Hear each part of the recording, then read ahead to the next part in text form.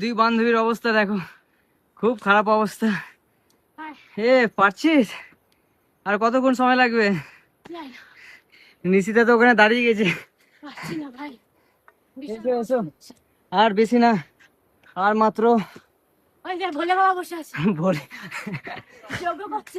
এ কিন্তু একদিক দিয়ে ভালো করে, ও জলদি কষ্ট করে উঠে যায়, তারপর এক জায়গায় বসে থাকে, ওটাই ভালো, রেস্টটা বেশি। রুটি এটাতে, এটাতে অলরেডি পেশেন্টরা যাবে। চলো, বলছি মুটকিকে তোলো।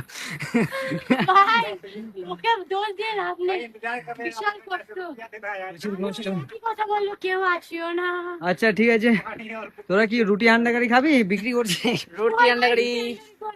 দোকানে অর্ডার দিতে হবে। এই যে বড় বড় পাথর, এটা হচ্ছে রুটি আর এটা হচ্ছে আন্ডা।